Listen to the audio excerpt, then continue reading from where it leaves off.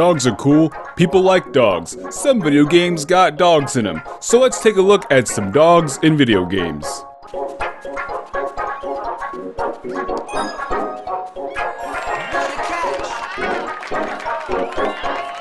Part 1. What is a dog? No! Everybody knows what a dog is! No! Canis lupus familiaris. Nobody truly knows where dogs really came from. I mean, they didn't just spawn in one day. It just happened before written records. But genetic evidence suggests that the modern day dog is descended from now extinct wolf lineages. The earliest domesticated dogs were brought over to Eurasia by nomadic peoples anywhere from 14,000 to 29,000 years ago. And it was a process that unfolded over thousands of years, using very rudimentary genetic engineering techniques, where you put two compatible dogs with features you want alone in a room with some mead wine and smooth jazz, and eventually, they bone each other.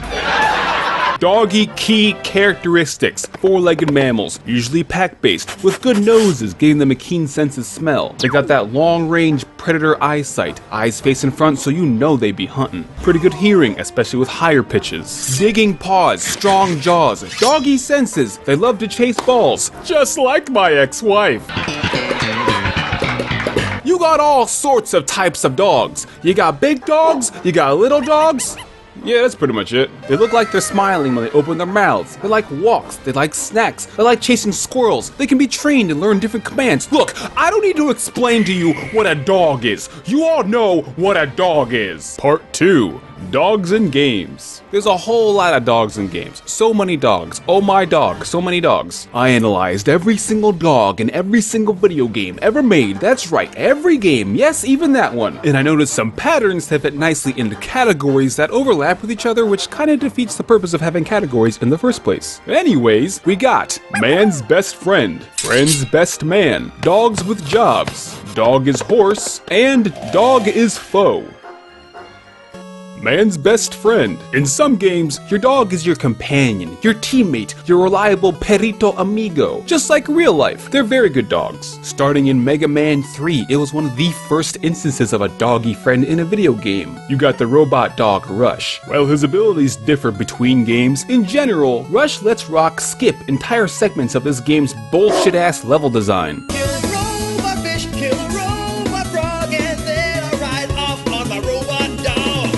In a lot of RPGs, you assemble an ensemble party of all sorts of powerful people, like a swordsman, a ninja, a psychic child, a wise old wizard, a holy nun, a martial artist, and then a regular dog. And sometimes you might think, oh, I bet this dog has like a secret backstory, like it's an ancient god transformed into a dog, or it's like a mythical dog with magic powers. And then you finish the game and realize, that was just a regular dog. Boney from Mother 3, that's just a regular dog. King from the start of Mother 2. That's just a regular dog. I love how he just runs off at the start at the first sign of danger. He's like, oh, I'm getting the hell up out of here. You're on your own, player. Koramora from Persona 3. That's just a regular dog who can summon a demon, just like regular dogs can. Don't mess with dogs. Rapide from Tales of Vesperia. That's just a regular dog, but he do be smoking that good though. Interceptor from Final Fantasy VI.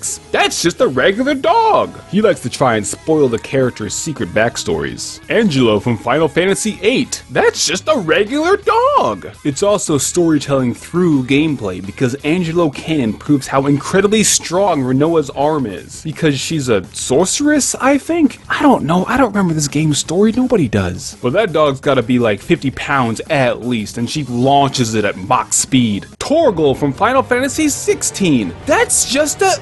Well, you meet Torgal as the cutest little wolf puppy ever done seen, and then a little later he joins as a party member and fights alongside you for pretty much the whole game. He seems like a regular dog. Look, he's doing regular dog attacks. Then I play the game a little bit more. Some parts are really fun and interesting and exciting, and other parts are extremely boring. But even those parts are more engaging when you have a little dog following you around. And not to spoil this pretty recent game, but it turns out Torgal might be more than meets the eye in terms of the quality of his dogitude. And I love how in a recent update to the relationship chart, they added what all the characters think of each other, including what Torgal the dog thinks of everyone and what everyone else thinks of Torgal.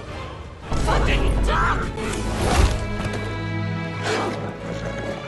Fucking dog!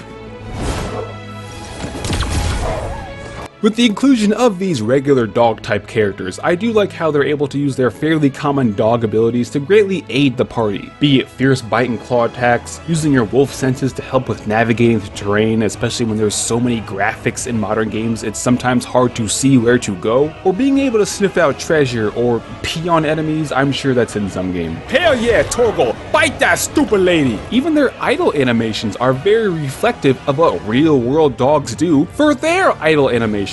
It's a really nice touch. In both Resident Evil 4 and Resident Evil 4, you find a dog stuck in a bear trap, which I can't really fault it for. Have y'all seen this game's level design? And you have the choice to set the dog free, and by that I mean you're going to set the dog free, and then later in the game the dog comes back and helps you out during the boss battle versus El Gigante. Now that's a satisfying character arc right there. Pokemon's 19th type should be the dog type, because there's a whole lot of dog-esque Pokemon in those games. But over 1,000 Pokemon, and there's still no ice-type Siberian Husky Pokemon, because the Pokemon Company needs to get its fucking act together! You know, just the other day I actually stumbled upon a tier list video of all the dog-type Pokemon that some handsome-sounding guy made. Y'all should check out that video, he's pretty funny. Missile from Ghost Trick. Well, I haven't actually played Ghost Trick.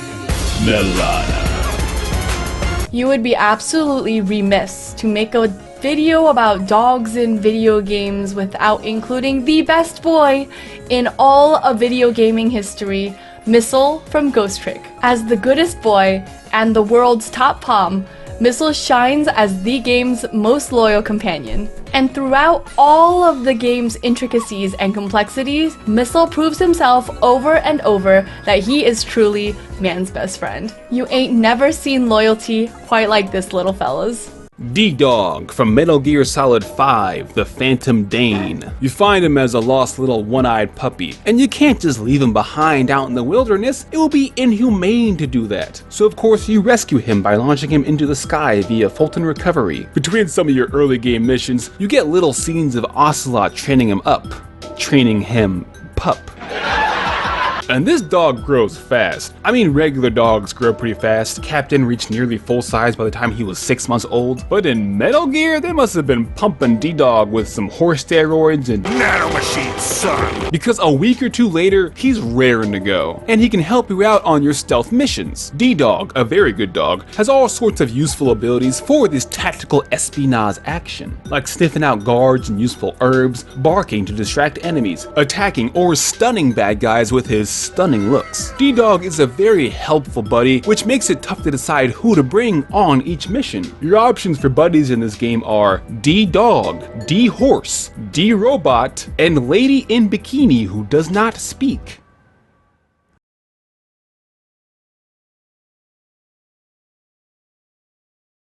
What the fuck? Speaking of equating dogs and people, our next category, Friend's Best Man. From talking dogs to bipedal anthropomorphic dogs. In some games, the dog is basically a person, but they just look like a dog, which I think makes them cooler than just talking to basic ass Bradley over there. But not cooler in like a help the street dog but not the unhoused person sort of way, because that's real loser behavior. Red 13 from Final Fantasy VII. He's dog adjacent? I'll count him. He's a very wise animal who gets one of the most moments in the entire game, and he outlives the rest of the party in the long run. And I'm pretty sure he's the only party member to 100% canonically have fucked. I like to imagine that 1,000 years in the future, him and Vincent Valentine still meet up every summer to drink tea and ride chocobos. Sunshine Shuffle is a game where you're playing Texas Hold'em on a boat with criminal animals. And the boat captain Fidelius is a dog with an eye patch. Gotta be one of my favorite genders. Every fictional character looks cooler with an eye patch. And the coolest thing about this game is that it teaches kids how to gamble. Parappa, the rapper, his job is rapping. Parappa, the rapper, his job is rapping. But not to be confused with Snoop Dogg, who is not a dog, although they should collab.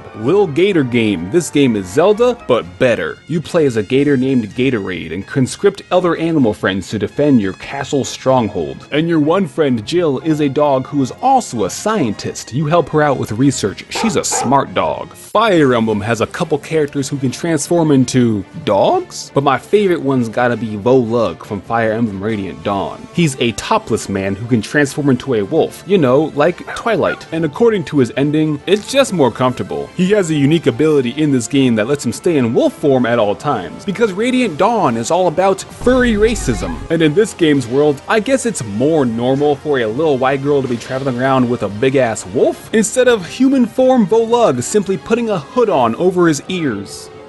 Since the first Animal Crossing, there have always been dogs. Like Booker and Copper, whose name I thought was Cooper until like last year, who are the cops, or Canadian town guards, because they don't really do much. Arguably the most important character since New Leaf, Isabelle. She was your adorable assistant. She helped with everything that you needed help with. In New Leaf, she was the one that took you through the tutorial in just the cutest way possible. Even though she's only been in the series for less than half of the game, she is one of the most standout, iconic characters in Animal Crossing. She's even now in Smash Brothers, Mario Kart Monster Hunter, except not the newest one, with the Here's a quick list of all of the dog villagers in Animal Crossing. I'm just gonna read them off a list because there's too many to memorize. Bea, Benjamin, Biscuit, Bones, Bow, Butch, Cherry, Cookie, Daisy, Fret, Goldie, Lucky, gotta scroll, Max, Maddie, Marcel, Masa, Megumi, Portia, Shep, Walker, Booker, Cooper. See, I said it again, it's Copper. Booker, Copper, Digby, DJ, KK, Harriet, Harvey, Isabel, KK Slider, Serena is a Chihuahua. Do those count as dogs? I don't know. And that's it. That's all the dogs in Animal Crossing, which there's really not a lot. I guess there's more cat people. There's like a lot of there's 23 cats in the game. I don't know. But of course, that brings us to the main man himself, who calls himself a cat, but he's really a dog, KK Slider. He's a dog that plays guitar, so he's automatically cool. He'll show up in your town every Saturday and play a private concert just for you, if you're special enough. Isabelle's job is secretary, and KK's job is musician. Dogs with jobs. Some dogs in real life can be trained to have a job. Not to be confused with working dogs, which is a classification of dog, although many of those working dogs do have jobs. Unlike this guy, he's a working dog. He ain't got no job. If he could be paid for shedding his fur, we'd be millionaires. I cook the pizza! Guide dogs, therapy dogs, cancer sniffing dogs, search and rescue dogs, dog as mayor, dog as train platform manager, sled pulling dogs, store clerk dog, sheep herding dogs, milk delivery dogs, whale poop smelling dogs for conservation efforts, fire station Dalmatian dogs, air traffic controller pigeon traffic controller dogs, police canine unit dogs, like drug sniffing and bomb sniffing dogs, which I'm not entirely sure about the ethics of. It's not like the dogs had a choice to be in the line of fire, except for Paw Patrol's punk ass. Dog was in space before man was in space. Moment of silence for Laika.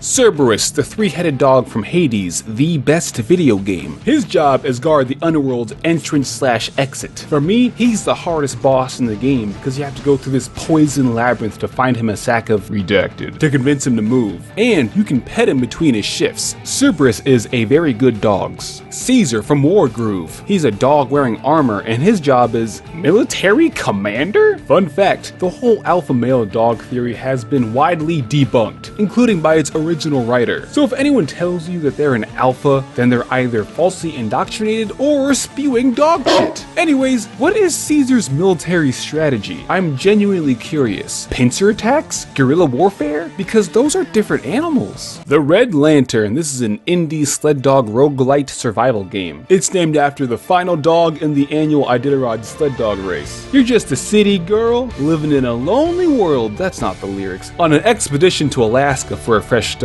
I feel that. And you recruit a team of sled dogs. Chomper, Bodega, Noodle, Gale, Finn! I like that the huskies in this game are sometimes stubborn, which is just like real life. You can train a husky, but they're very independent dogs and will sometimes actively choose to do something else. I was playing this game for a while, having a pretty good time, but in the settings I saw that the dogs can die, so I'm not sure if I want to continue. Now you may be thinking, sled dogs, just like that Disney movie Balto. Well, I'm regretful that I have to be the one to break this news to you, but Balto is a little bit of a fraud. I mean, it's not the dog's fault. But according to the American Kennel Club, here's basically what happened. It's the year 1925 and there's a diphtheria outbreak in Nome, Alaska. The closest antitoxin's in Nenana, Alaska, 674 miles away. But it's a blizzard, we can't fly our planes there because it's the year 1925. How are we gonna get the medicine there? Everyone's gonna die and all the people are gonna die and all the children are gonna die and also I'm cold.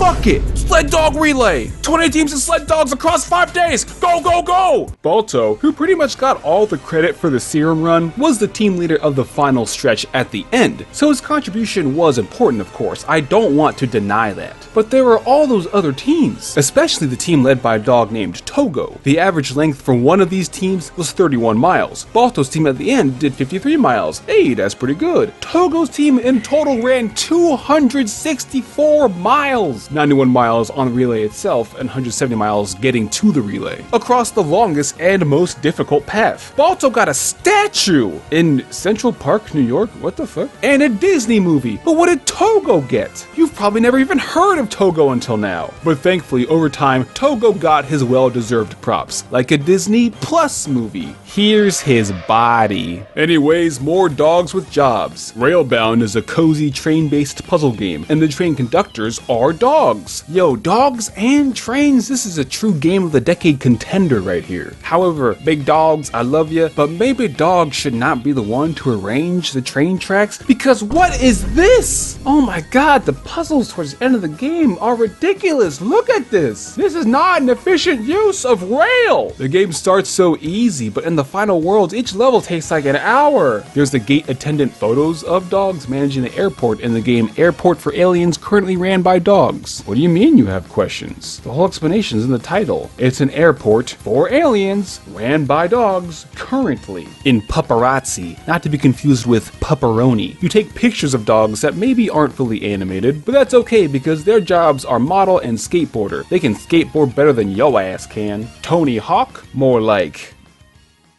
Boney Hawk. Every mascot is filmed in front of a live studio audience of my dog who hangs out in the room with me.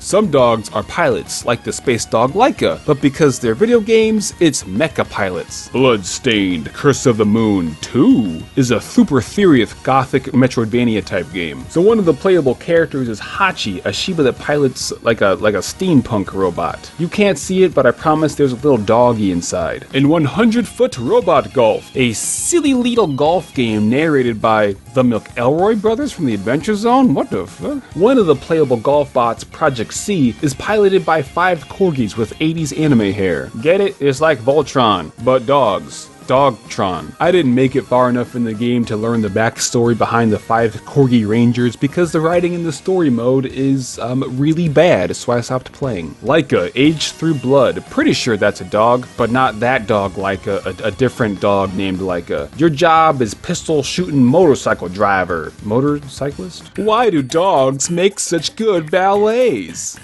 Because they're really good parallel barkers. I said parallel barker. Get better material. Here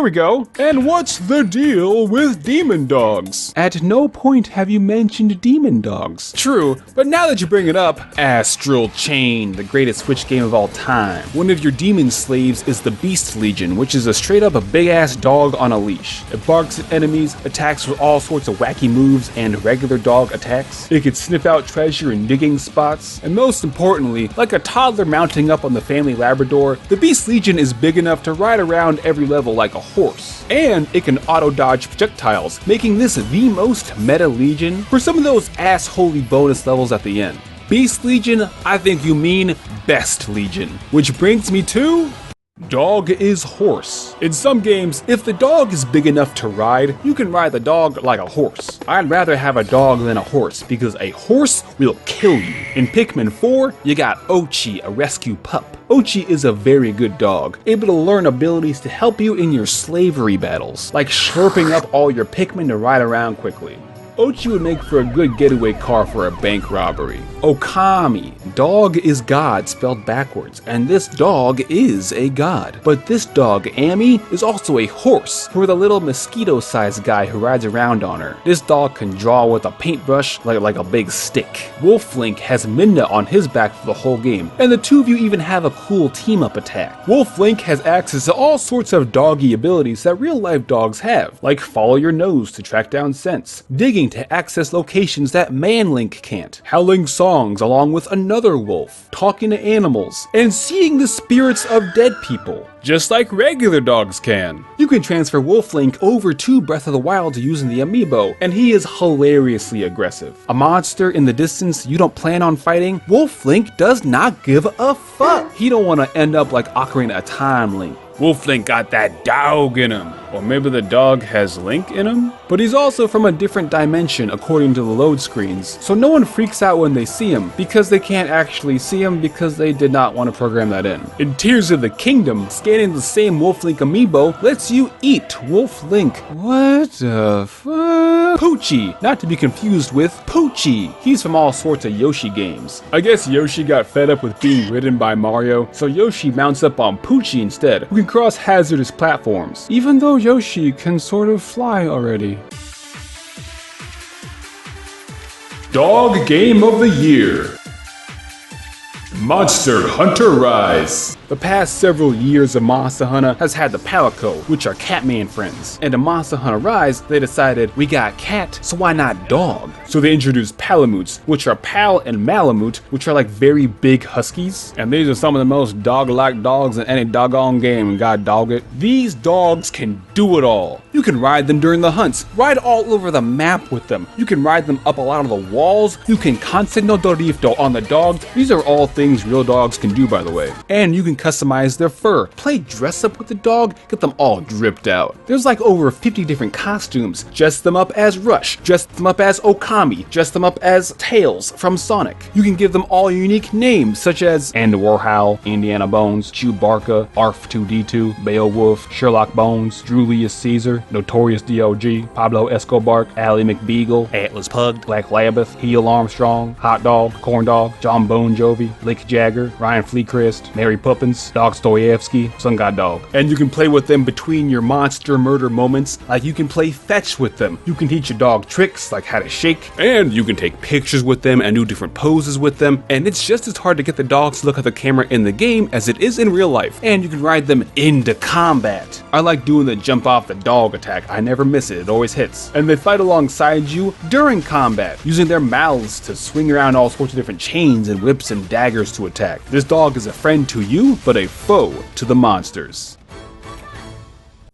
Dog is foe. Normal people generally do not like hurting dogs. They let out that high-pitched yelp in the arms of an angel plays. It's a miserable experience all around. So when dog-type creatures who are cruising for a bruising appear as enemies in games, designers often make them far removed from resembling Spot or Fido. You know, you're not gonna be punting Little Muffin in a video game. Instead, they'll be like a feral wolf or a robot dog or zombie canine. Like the zombie window dog in Resident Evil that jumps into the window and you poop your pants a little bit. I shouldn't have eaten that Jill sandwich earlier. And Spider-Man 2 on the Sony Station 5. You fight a bunch of Kraven's hunters. And as if fighting these hunters with guns and swords you gotta parry wasn't enough, they also deploy killer robot dogs, and oh my god, I hate fighting the robot dogs. They do a ton of damage and gang up on you with pack tactics, and they have this ability to stand in the corner and disable your spider powers. I hate those dogs! It's okay though, because there's a side mission where you track down a stray robot dog, and rather than fighting it, your man in the chair Genki uploads 10 million internet dog videos into its memory. So instead it acts like a regular dog, and you give it to a blind old lady to use as a guide dog. It's a very sweet mission. Although after finishing it, I still had zero remorse violently dismantling those other robo dogs. Man, fuck robot dogs. Foster dynamics need to be stopped. They have no ethics. Stop making those fucking robot dogs! There's Sif, the great grey wolf from Dark Souls 1 Original Dark Soul. Sif is loyal to Astorius, who is not you. So Sif mouth wields a big ass sword like a Labrador carrying a big ass stick to protect Astorius' grave. And you kill her. You're an asshole. The Chain Chomp. Well, it's not really a dog, it's just an asshole. But it does make a bark sound when it attacks, and it will mess you up. Like an angry Rottweiler or a feisty Chihuahua that your aunt swears is friendly even though it's chained to the banister when you walk in. It can also hold a racket in its mouth and play tennis, just like regular dogs. Dogs love tennis. Or maybe they hate tennis? They're very interested in tennis. One of the earliest dogs in video games, the Duck Hunt dog. This dog is supposed to be your ally, sniffing out the birds in the tall grass and collecting all the gooses and geese you shoot down. But if you don't shoot any geese, then the dog laughs at you. What an asshole! They added this dog to Smash Brothers just so you can beat it up. Oh, and you know what else? The dog and the bird were in cahoots this whole time. I knew it. The ultimate villain dog is Mira the Shiba from what I believe is the true canon ending of Silent Hill 2. She's the one truly responsible for all the terrors James Sunderland has faced this whole time. The true wizard behind the curtain. That is one cute dog and one evil dog. So what makes a good dog? I mean, they're all good dogs. So what makes a good dog in a video game?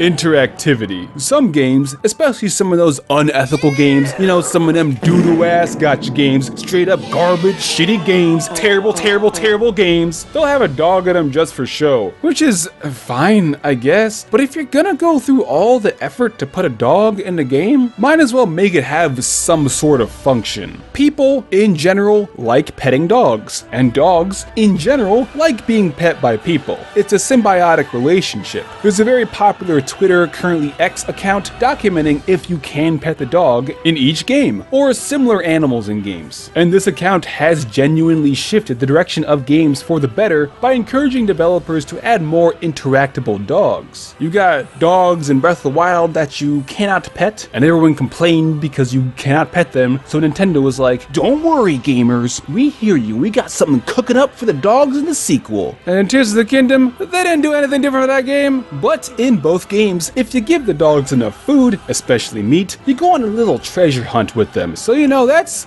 something. Does every game need a dog? No. But is every game better with a dog? Absolutely.